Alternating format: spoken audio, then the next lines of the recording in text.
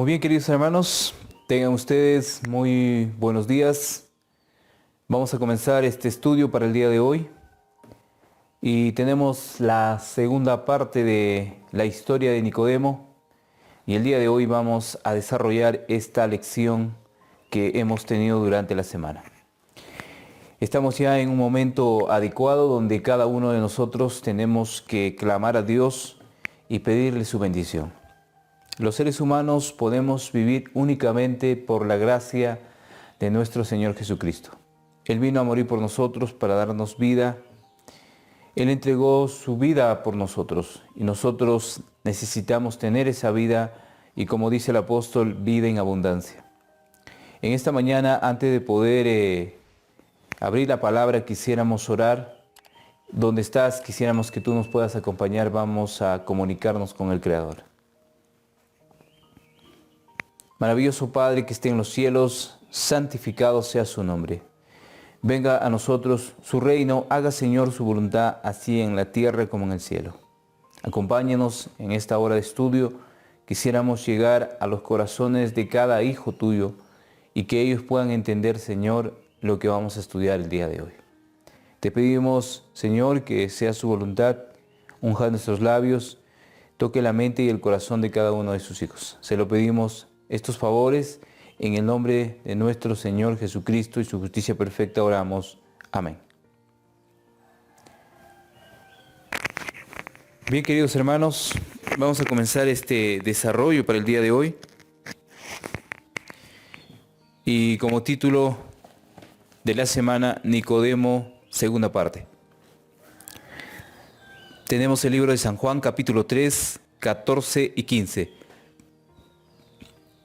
Y como Moisés levantó la serpiente en el desierto, así es necesario que el Hijo del Hombre sea levantado, para que todo en que en él crea no se pierda, mas tenga vida eterna. El apóstol comienza diciendo que la única solución para nuestros problemas es levantar a Cristo. La única solución para que el hombre pueda vivir y pueda ser salvo necesita levantar a Cristo. Levantar a Cristo significa en la parte interior del hombre necesita mirar, así como aquellos hombres que estaban muriendo por la picadura de las serpientes ardientes en el desierto. El hombre necesita mirar a ese Cristo levantado allá en el Calvario, y que por esa misericordia que Él tiene por sus hijos, a través de la fe nosotros seamos rescatados y salvados. Pero el hombre necesita creer para que pueda darse ese hecho en nosotros. El libro El deseado de todas las gentes, en la página 147, dice: hay hoy día miles que necesitan aprender la misma verdad que fue enseñada a Nicodemo por la serpiente levantada. Hermanos y amigos, ¿cuánta gente necesita hoy aprender a mirar a Jesucristo? Si bien es cierto, la gente lleva el nombre de cristiano, asiste a un lugar donde estudian la palabra, pero no entienden lo que significa el capítulo 3 del libro de San Juan, versos 14 y 15. Cada vez que ellos leen ese verso lo pasan por alto, pero ese verso tiene una importancia de salvación. Ese verso nos hace entender que la única solución para nuestros problemas, para nuestros pecados, es mirar a Cristo. Así como el ladrón allá en la cruz, cuando estaba ya moribundo, viendo su necesidad, su gran necesidad, miró a Cristo. Esa atracción que le dio a él, esa atracción que ese ladrón tuvo, fue necesario para que él llegara a entender el gran significado de la cruz, el gran significado de la redención, muriendo nuestro Señor Jesucristo para salvar de sus pecados. Dice, hermanos, que miles de gente necesitan entender la misma situación o necesitan tener la misma enseñanza lo que tuvo Nicodemo. Confían en que en su obediencia a la ley de Dios los recomienda a su favor. Cuando se los invita a mirar a Jesús, a creer que Él los salva únicamente por su gracia, exclaman: ¿cómo puede esto hacerse? Entonces se necesita un estudio, diligentemente se necesita un estudio, pero se necesita también maestros que puedan hacer un estudio diligentemente y que puedan hacer que los siervos, los estudiantes, vean el verdadero sentido o sientan ese maravilloso mensaje que es de parte de Dios.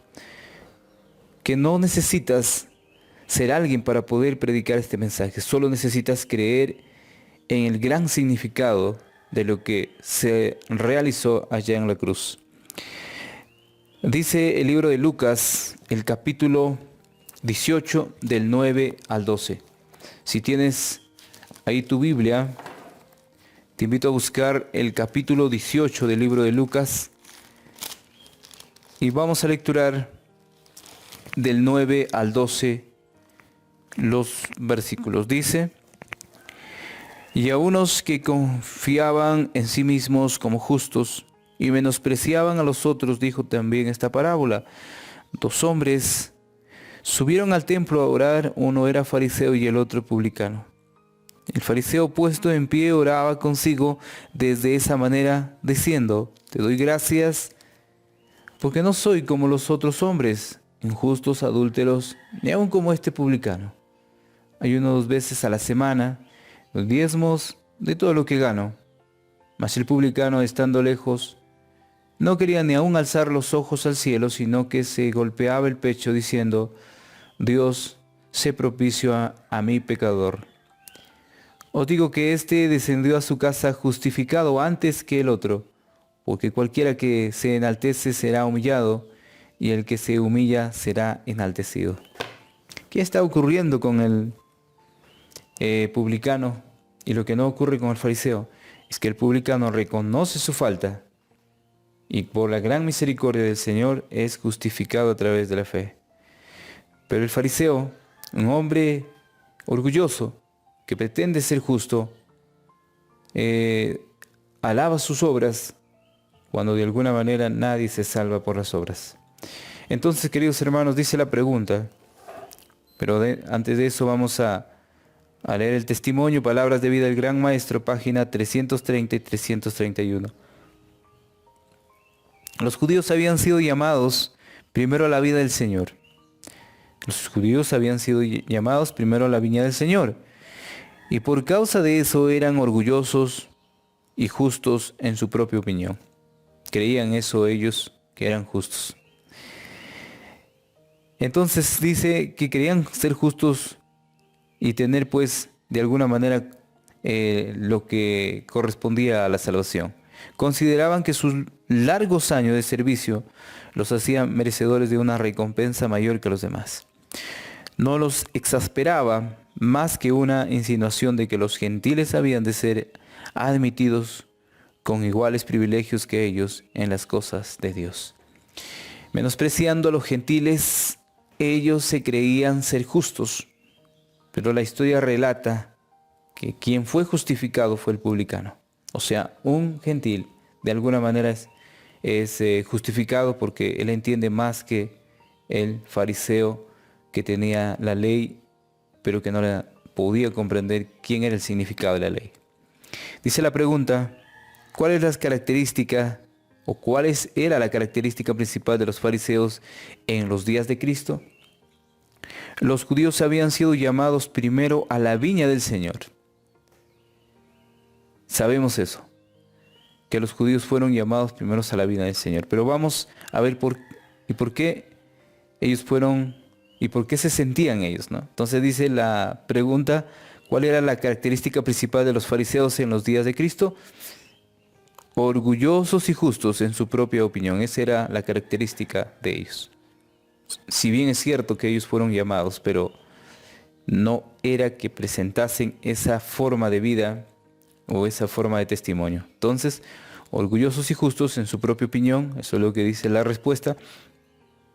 Vamos a buscar también en 1 Corintios capítulo 2, verso 10. 1 Corintios capítulo 2 y el verso 10. Dice la palabra: Pero Dios no las reveló a nosotros por el Espíritu pero Dios no las reveló a nosotros por el Espíritu, porque el Espíritu todo lo escudriña, aún lo profundo de Dios. Entonces dice que el Espíritu le escudriña hasta aún lo profundo del corazón, lo profundo de lo que el hombre no puede escudriñar. El Espíritu es el trabajo. Él sabe lo que uno piensa, Él sabe lo que uno va a hacer. En la mente ya está generando maldad o de alguna manera bien, y el Espíritu ya lo sabe. Dice el testimonio que se encuentra en el Ministerio de Curación, página 514. La inteligencia, la voluntad y los afectos deben someterse al gobierno de la palabra de Dios. La inteligencia, la voluntad y los afectos deben someterse al gobierno de la palabra de Dios. Entonces, mediante la obra del Espíritu Santo, los preceptos de la palabra vendrán a ser los principios de la vida. Si uno llega a someterse al gobierno de Dios, esos principios son fundamentales para que pueda darse por hecho en la vida de un cristiano. Pero únicamente mediante la obra del Espíritu Santo es lo que se puede lograr hacer este trabajo. Aquel publicano era guiado por el poder del Espíritu Santo. Aquel fariseo era guiado por el espíritu del mal. Entonces la pregunta, ¿cuál es el agente principal de regeneración de la humanidad? Ahora el representante del Señor, la inteligencia, la voluntad deben someterse al Espíritu Santo. Entonces, la inteligencia, la voluntad deben someterse al gobierno de Dios, a través del Espíritu Santo. La inteligencia, la voluntad deben someterse al gobierno de Dios a través del Espíritu Santo. La respuesta que creemos, hermanos queridos, que solamente esa preparación se puede hacer, esa regeneración se puede hacer a través del poder regenerador del Espíritu Santo. Dice la palabra en el libro de Gálatas, el capítulo 5, y vamos a leer el verso 22 al 25. Si tienes ahí tu Biblia, te invito a buscar el libro de Gálatas, capítulo 5, y vamos a leer el verso 22 al 25. 22 al 25 del libro de Gálatas, capítulo 5, dice: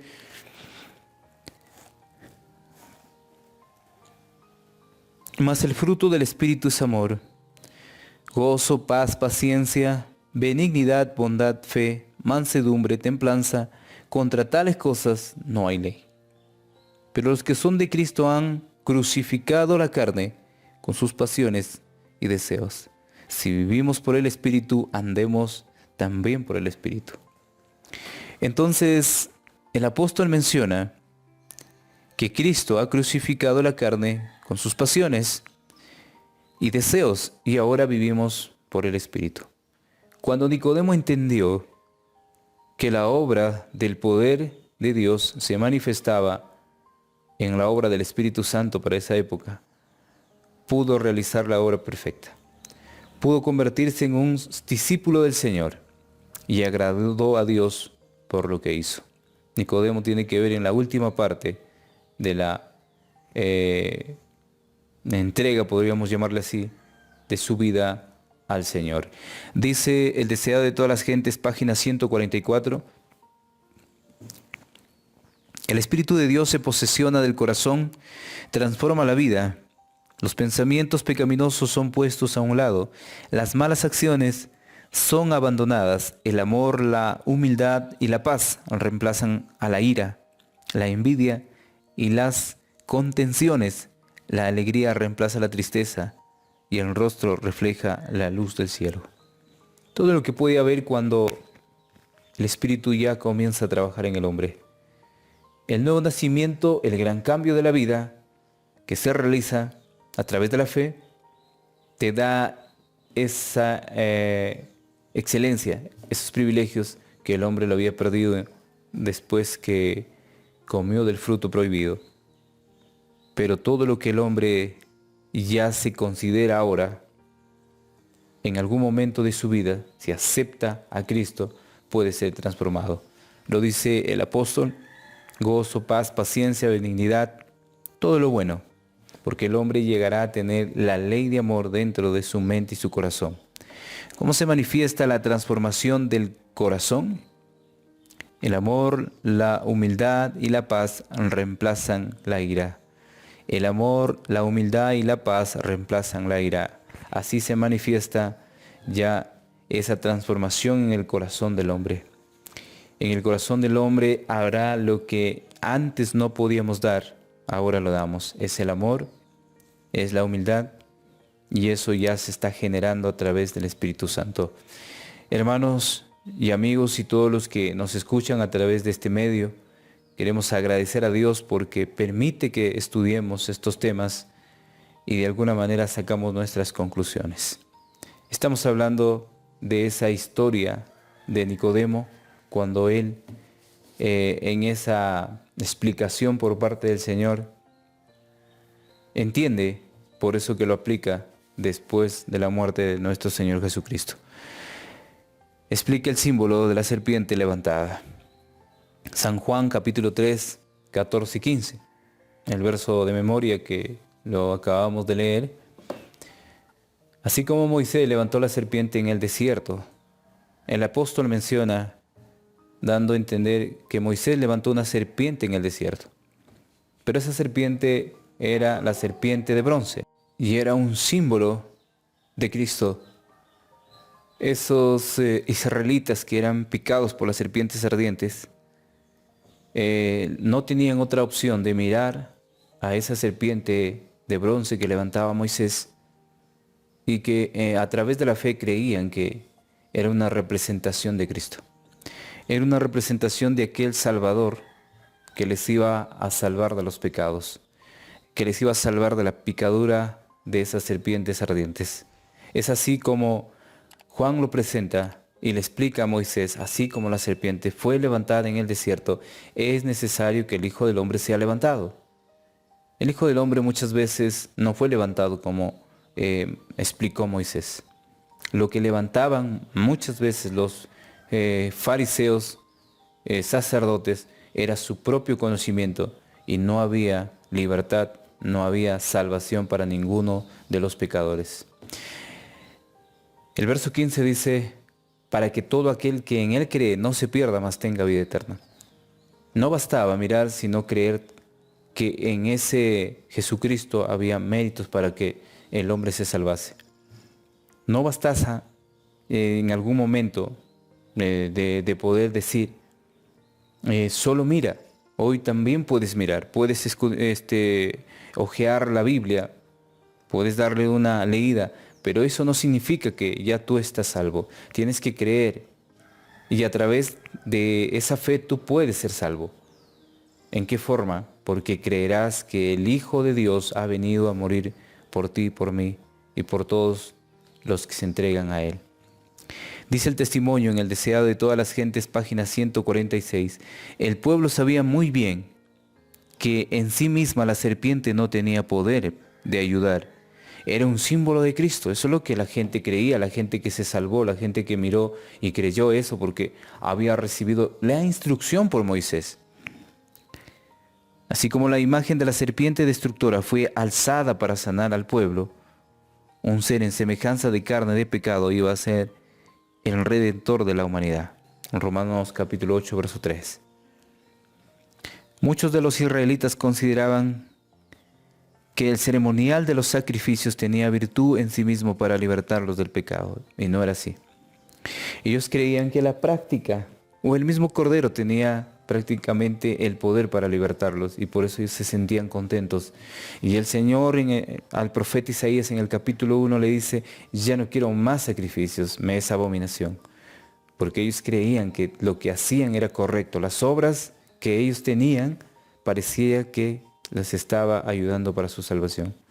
Falso completamente, porque eso lo único que tenía era símbolo o era una representación de Cristo. Ellos tenían que tener fe en el Hijo de Dios, el que iba a venir a salvar de los pecados. Dice, explique el símbolo de la serpiente levantada. La serpiente de bronce, un símbolo de Cristo. La serpiente de bronce era un símbolo de Cristo. Así ponemos las respuestas si tú deseas contestar. Entonces, queridos hermanos, estamos viviendo lo que significa esa conversación de Nicodemo con el Maestro y cómo el Señor lo enseñó lo que no le enseñaron en el concilio, no le enseñaron en donde él había estudiado. El Señor le estaba enseñando humildemente y le estaba dando una gran lección. Dice el libro de Efesios capítulo 2, verso 8. Por gracia sois salvos por medio de la fe. Por gracia sois salvos por medio de la fe. Y no por obras para que nadie se gloríe, dice. Porque por gracia sois salvos.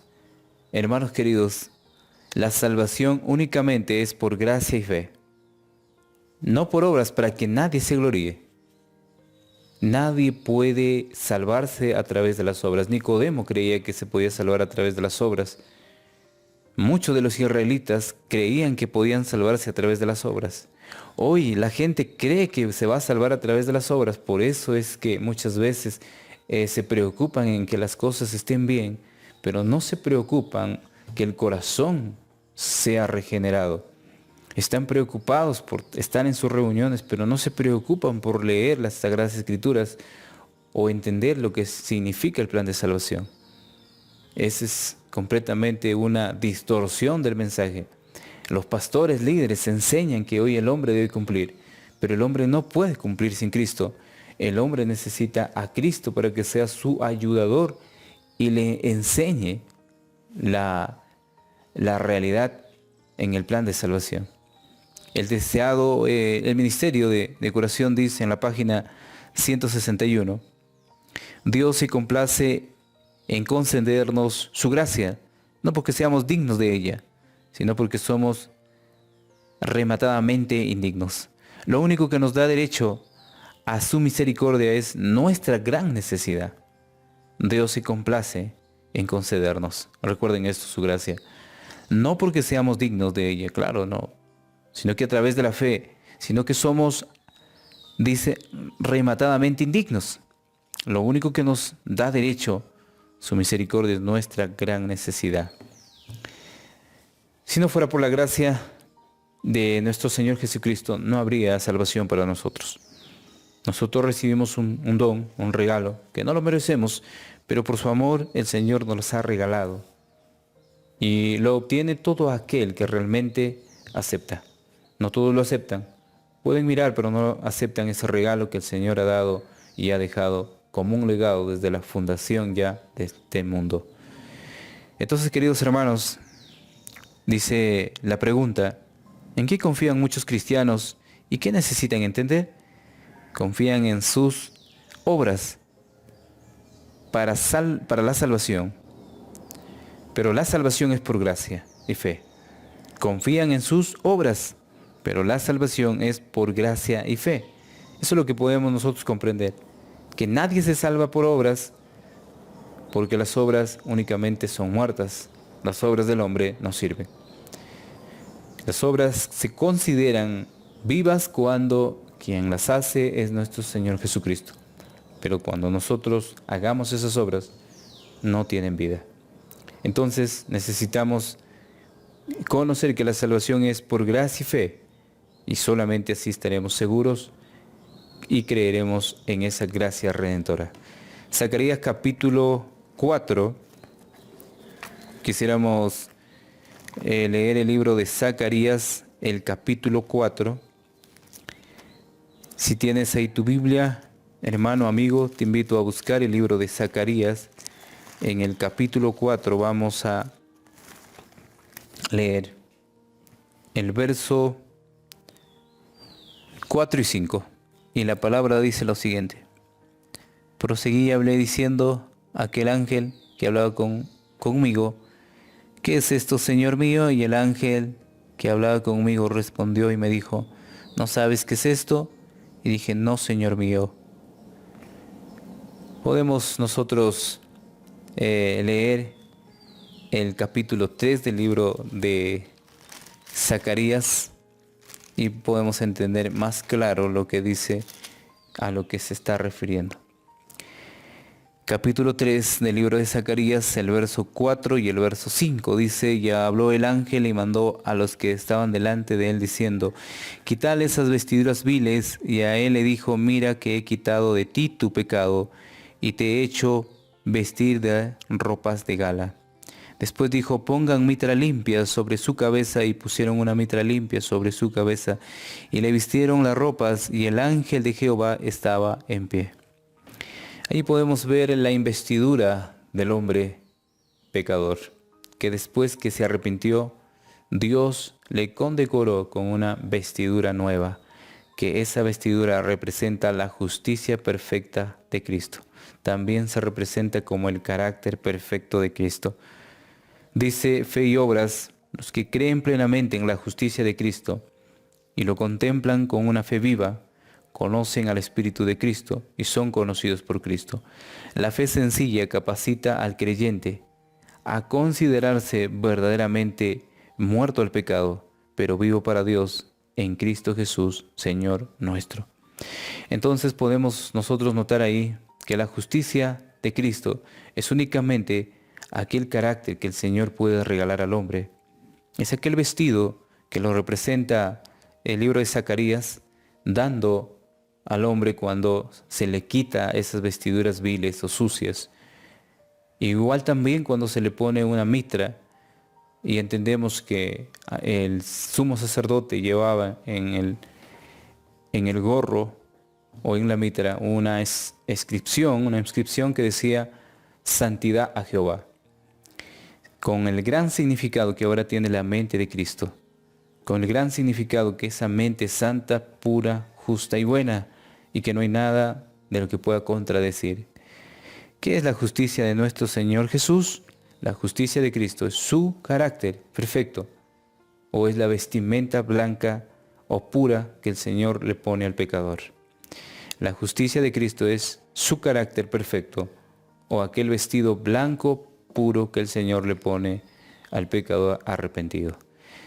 Hermanos y amigos, en esta mañana hemos visto la segunda parte de Nicodemo, que tiene que ver con esa transformación, ese nuevo nacimiento del hombre, que tiene que ver con lo que Dios ha hecho con sus hijos y con lo que quiere hacer contigo si tú sigues el camino trazado. Si tú escuchas la voz de Dios y dejas que el poder transformador del Señor haga en ti una nueva creación. Que el Señor te bendiga en este día. Un abrazo, nos encontramos el día de mañana. Disfruta donde te vas a reunir. El Señor te bendiga. Bendiciones.